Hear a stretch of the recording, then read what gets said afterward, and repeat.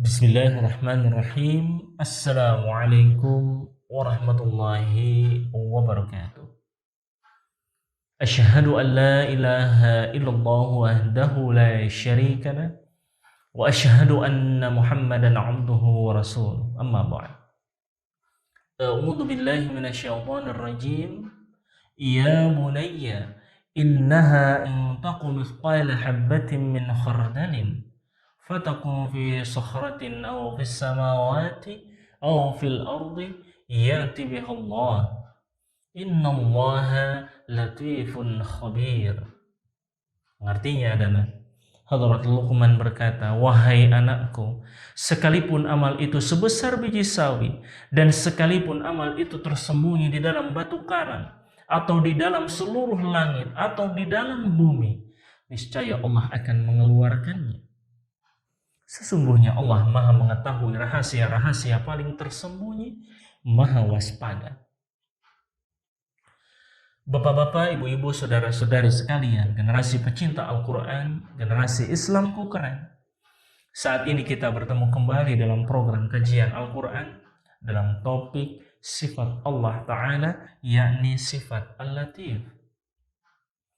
Hadrat Khalifatul Masih Al-Khamis ayyadahullah ta'ala binasalil aziz menyampaikan dalam khutbahnya tanggal 17 April tahun 2009 bahwa sebuah kitab lughat bernama Al-Aqram, di dalamnya telah ditulis perkataan latifun, yakni dari asal kata lutfun, yang artinya adalah orang yang pemurah.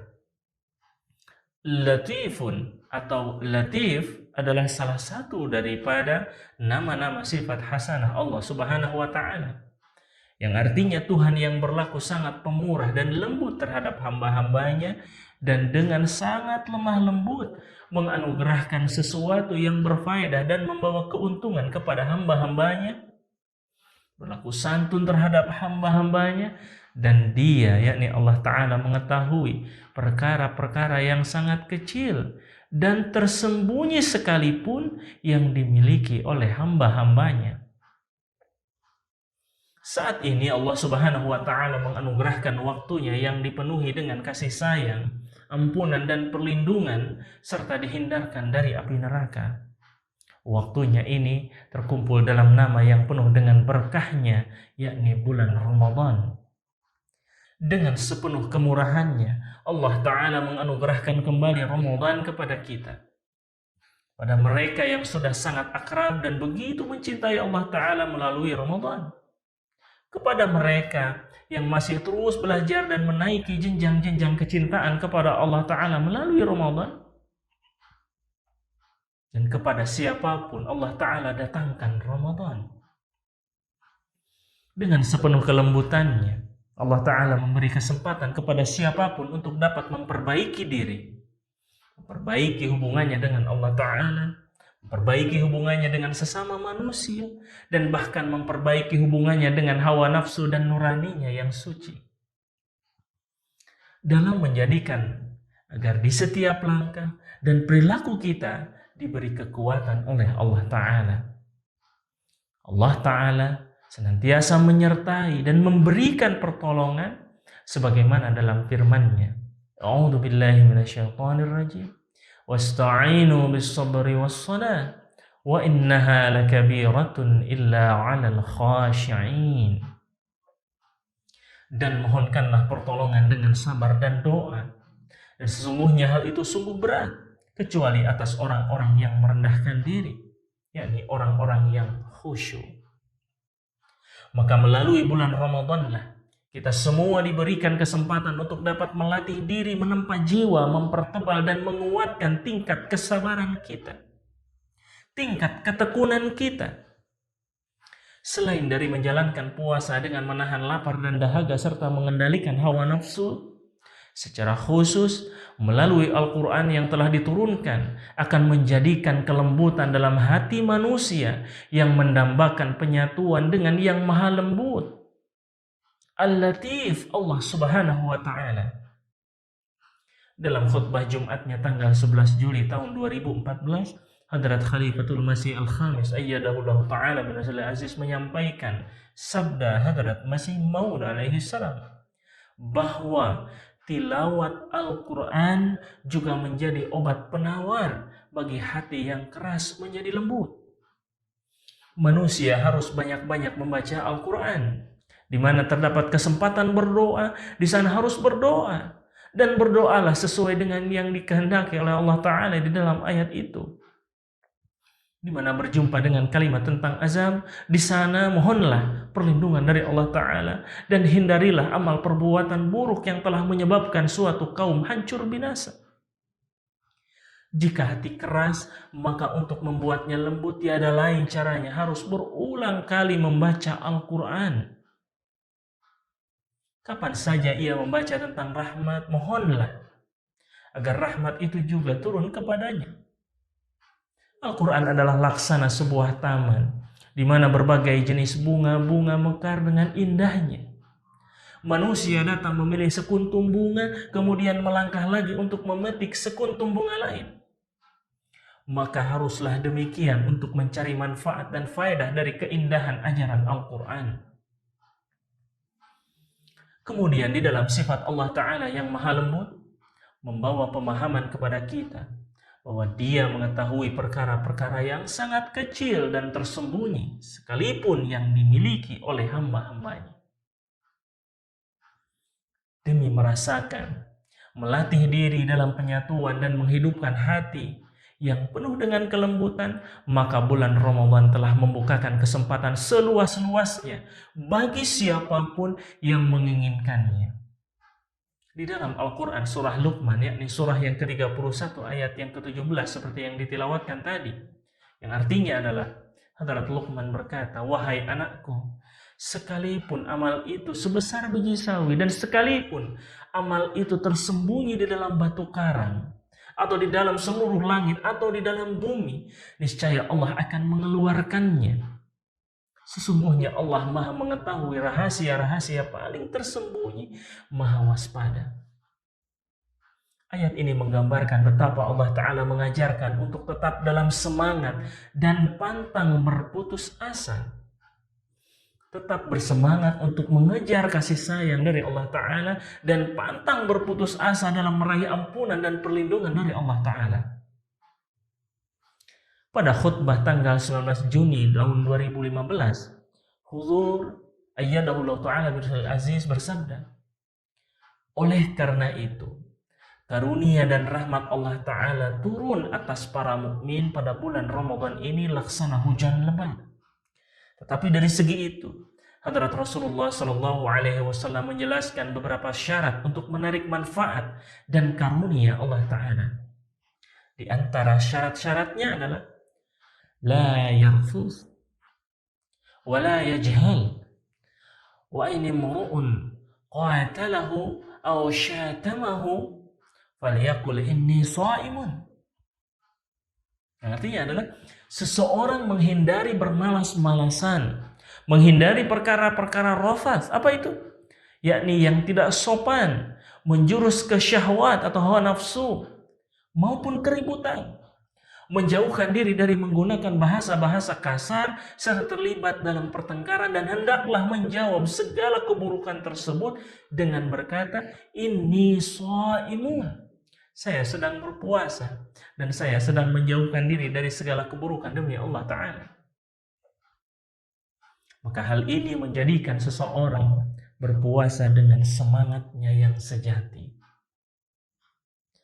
Mengingat kondisi kita dalam serba kekurangan dan kelemahan, diikuti pula dengan naik turunnya semangat keimanan, maka kepentingan akan doa, penyertaan Allah Ta'ala dalam setiap langkah kehidupan kita, dan jalan-jalan halus yang ditunjukkan oleh Allahul Latif merupakan suatu hal yang terutama dan penting sekali bagi kita. Mengutip sabda dari Hadrat Muslim Maud radhiyallahu ta'ala anhu, Hadrat Khalifatul Masih Al-Khamis Ayyadahullah ta'ala bin Aziz bersabda, pada kenyataannya diri kita ini lemah, sedangkan tugas yang dibebankan kepada kita sangat penting dan sangat berat. Maka pertanyaan yang muncul adalah bagaimana kita dapat menyelesaikannya sendiri? Tugas ini membutuhkan banyak kekuatan agar dapat dipenuhi, sementara diri kita sendiri lemah dan rapuh. Mau tidak mau kita harus mengakui salah satu dari dua hal. Yang pertama, sekalipun jika benar diri kita ini tidak lemah, atau tugas yang dibebankan ini tidaklah sesulit yang dikatakan. Ataupun kedua, jikapun sebaliknya diri kita ini lemah dan tugas tersebut sangat berat, namun demikian haruslah kita mengakui bahwa Allah Ta'ala telah memberikan segala sarana lainnya supaya tugas tersebut dapat dipenuhi. Di samping kita juga berusaha tentunya. Adalah kalam dan janjinya. Yani janji Allah Ta'ala bahwa Dia yang akan menyelesaikan pekerjaan sebagaimana janjinya kepada kita dan memenuhi tujuan pengutusan Hadrat Masih Maud alaihissalam, dan Islam Ahmadiyah akan menang dengan suatu cara yang tidak ada keraguan mengenainya, insya Allah. Dan untuk mencapainya, Allah Ta'ala telah mengajarkan kita sarana berdoa dengan mengatakan, Tuhan kami, tugas ini tidak akan selesai melalui usaha kami semata, meskipun kami senantiasa siap untuk berkorban dalam ketaatan terhadap kehendak Engkau. Kami berharap semoga Engkau memperlihatkan kepada kami sarana-sarana yang masih tersembunyi yang telah Engkau tentukan guna menyelesaikan tujuan itu, dan kirimkanlah itu semua untuk membantu kami supaya pekerjaan yang mustahil ini terselesaikan. Dikutip dari khutbah Jumat tanggal 19 Juni tahun 2015. Selanjutnya, dalam menerangkan sifat latif Allah Ta'ala, Hadrat Khalifatul Masih Al-Khamis Ayyadahullah Ta'ala Bilasil Aziz bersabda, Allamah Qurtubi mengatakan bahwa maksud dari perlakuan lutfu Allah Subhanahu wa Ta'ala terhadap hamba-hambanya adalah Dia memberikan taufik kepada hambanya untuk berbuat amal yang sangat santun dan menghindarkan dirinya dari perbuatan dosa. Khutbah Jumat tanggal 17 April tahun 2009.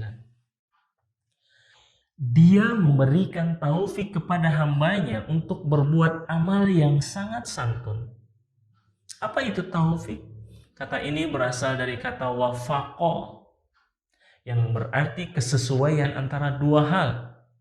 Dari sini berkembang maknanya menjadi kesesuaian antara perbuatan manusia dengan takdir Allah Subhanahu wa Ta'ala.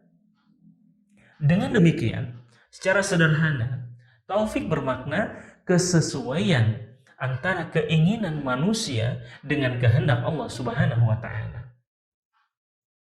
Di dalam hasratnya yang mendasar untuk mendapatkan kedekatan dan kecintaan Allah Ta'ala, maka Allah Ta'ala mempertemukannya kembali dengan waktunya yang penuh berkah, yakni Ramadan. Kemudian demi meningkatkan eratnya hubungan dengan Allah Ta'ala ini, maka kesempatan yang telah Allah Ta'ala turunkan melalui Ramadan tidak disia-siakan.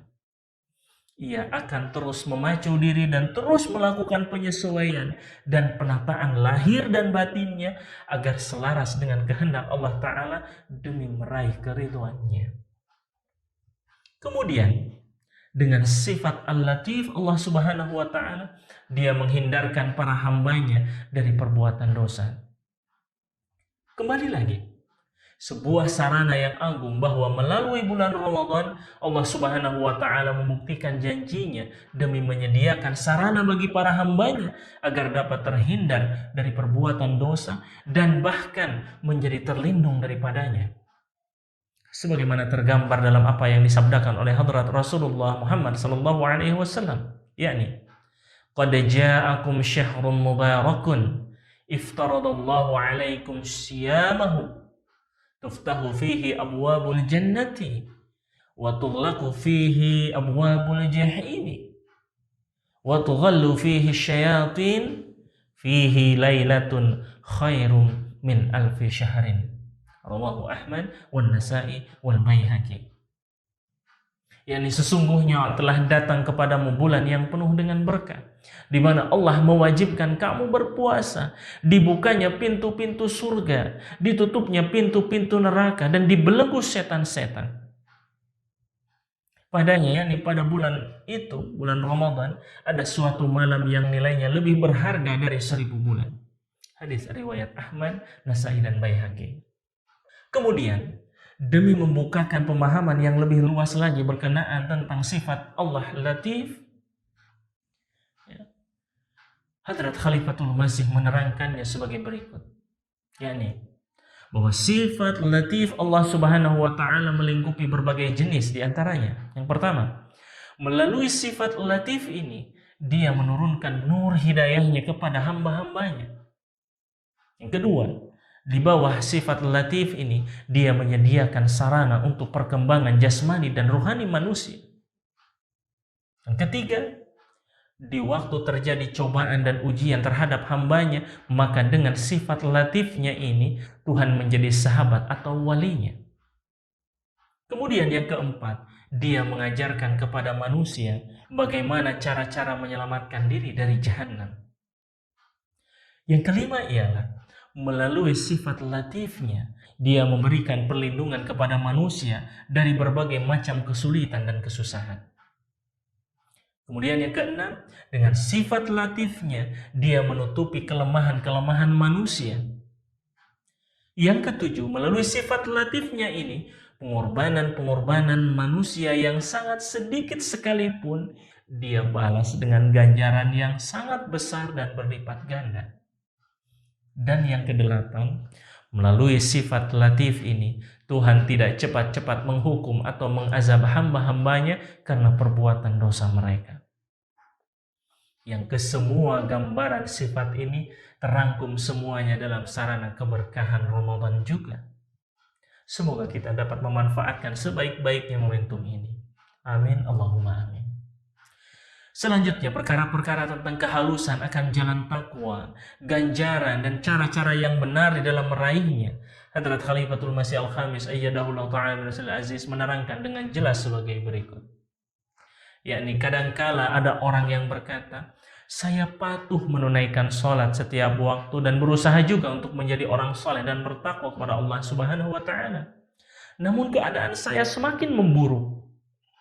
Dalam kasus seperti ini harus selalu diingat sabda Hadrat Masih Maud alaihi salatu wassalam, seperti telah dijelaskan di atas, bahwa orang yang bertakwa di pandangan Allah Subhanahu wa ta'ala, bertakwa di pandangan Allah Subhanahu wa ta'ala, untuk itu diperlukan usaha keras. Oleh sebab itu orang demikian harus banyak berpikir dan harus banyak-banyak membaca istighfar, yakni memohon ampunan dari Allah Subhanahu wa ta'ala.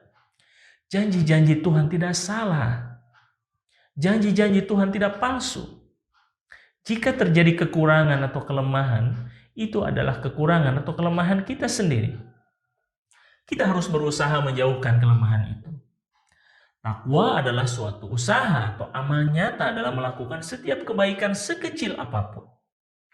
Maka apabila terjadi kasus seperti itu, bahwa sekalipun secara zahirnya telah berusaha keras untuk melakukan kebaikan atau menjadi orang muttaqi, namun keadaannya bahkan semakin memburuk, maka kita harus mengoreksi keadaan pribadi kita sendiri.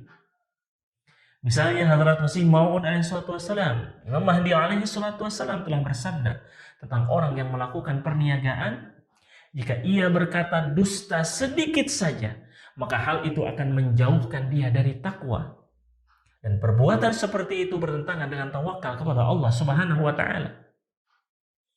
Jadi untuk meraih nikmat-nikmat Tuhan, kita harus selalu menggunakan pandangan dan pikiran yang sehalus-halusnya dalam setiap perilaku kita. Jangan-jangan usaha kita itu tercemar oleh perkara dusta. Jangan-jangan niat kita itu tidak ikhlas atau buruk. Apakah perbuatan yang kita lakukan itu bersih dari kepalsuan?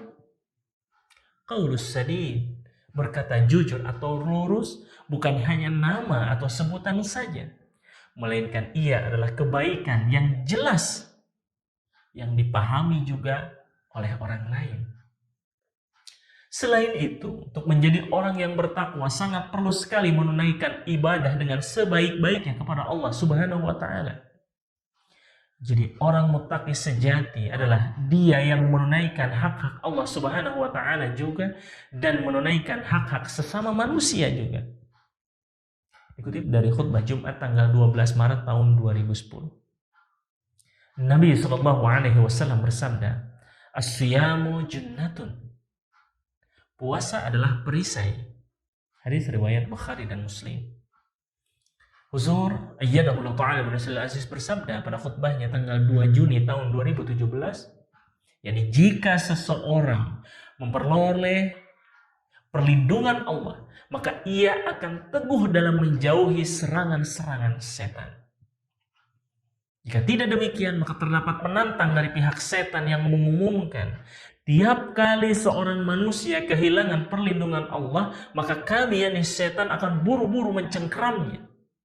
Maka dari itu, kemajuan dalam keimanan dan koreksi diri ialah yang membuat seseorang dapat meraih perlindungan ilahi. Hal ini tidak mungkin terjadi tanpa seseorang itu menampaki jalan ketakwaan. Lantas bagaimanakah seharusnya keadaan dan standar iman seseorang? Bagaimana seharusnya keadaan dan standar takwa seseorang? Bagaimana meraihnya? Berkenaan dengan hal itu, tidak dapat dijelaskan kecuali oleh orang yang diberi tanggung jawab oleh Allah Ta'ala untuk pekerjaan tersebut. Tidak mungkin dapat merasakan hal itu di zaman ini kecuali melalui khadim sejati Nabi Muhammad SAW yang juga imam zaman. Karena ia adalah orang yang Allah Ta'ala utus secara khusus demi tujuan ini. Hal itu telah ditakdirkan bagi beliau alaihissalam saja untuk mengembalikan iman ke bumi, mengajarkan umat manusia cara-cara penciptaan ketakwaan dan merasukannya ke dalam kalbu. Sebagaimana kita dapat melihat bahwa buku-buku beliau alaihi salatu wassalam, percakapan-percakapan dalam majelis-majelis beliau alaihi salatu wassalam, dan pengajaran-pengajaran beliau alaihi salatu wassalam membimbing kita pada pencapaian tujuan ini dalam berbagai segi.